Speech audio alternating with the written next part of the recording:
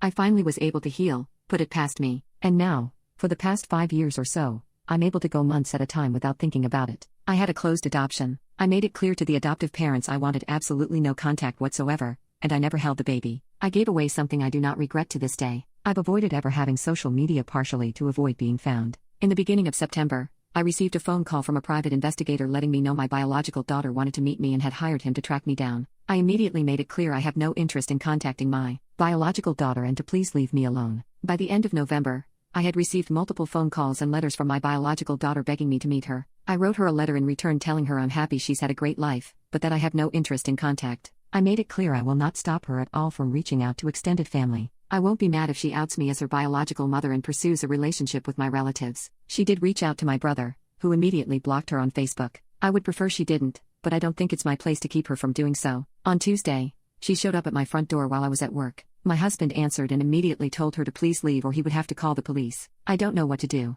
I don't know how to explain to her in any other way that I do not want to meet her. I also don't want to be cruel. I don't view her as my daughter. As horrible as that sounds, I do wish her the best, but I have built a life I'm finally comfortable with. I don't want her to be part of it. If there is any insight any adoptees could provide on how I could explain this to her without having to just be brutally honest and also sparing her feelings for birth moms who have gone through a similar thing. Update 5 days later. I ended up writing my birth daughter another letter explaining to her the circumstances of her birth and why I do not want contact with her. I also included a few watercolors I did with my grandmother while I was pregnant with her and an extensive packet of information regarding family medical history. I overnight FedExed it to the address I had for her. Sadly, in the late hours of last night, she showed up at my house again, this time while I was home and pounded on my front door screaming. My husband and I tried to ignore it, but we got a phone call from our neighbors that they would call the police if we didn't answer our door or handle the situation. And I honestly didn't want to start Christmas Eve with getting someone clearly going through the thick of it arrested. My husband spoke to her via our home Ring doorbell thing. When this did not placate her, I literally barricaded myself in our bathroom and he went out the back door,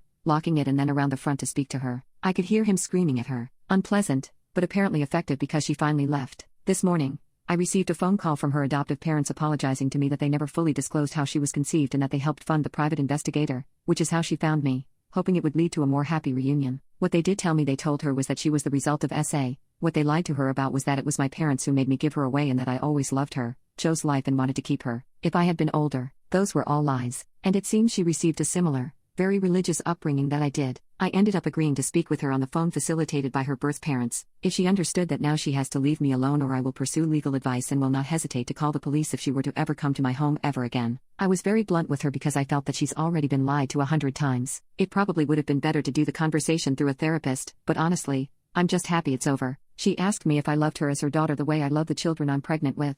I told her I have love for her as a human being, but that I would not lie and say I felt like a mother to her. That she's only 5 years younger than my own husband and that I don't love her in any maternal way, but I do love her as my sister and humanity. She asked me, do I wish I had an abortion? I said that at the time I wanted an abortion, that the trauma I felt would have been significantly reduced if I were allowed to terminate the pregnancy, forced upon me by my mom. I also said I wouldn't go back and change what happened now because she already exists and I would never wish away her existence. She asked me about my faith and if I'm still insert out, very conservative religious background. Then I guess she shares. I told her now that I am not even a Christian. She asked me about my political beliefs and if I support killing babies. I said I am 100% pro-choice, that I am a socialist and an anti-capitalist, but that I don't think being conservative makes you a bad person. Not really related, but I felt the need to say it. We talked about other things for a bit, mostly her asking me, because if I'm being honest, I don't really care to ask her anything about herself. She asked me if I forgave her birth father and if I ever spoke to him, and if I would ever consider visiting him with her. I told her that I never will forgive him, that I don't ascribe to Christian ideas of having to forgive. When pressed further about information related to him,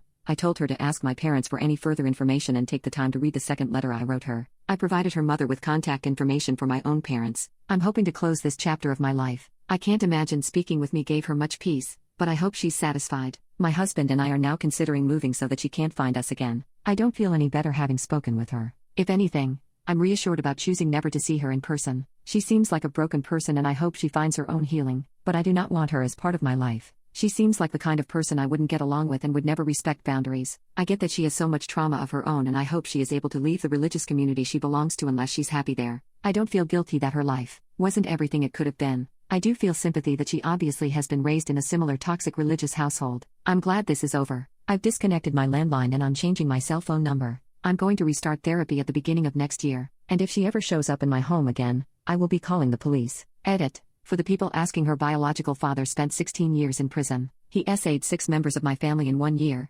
including myself.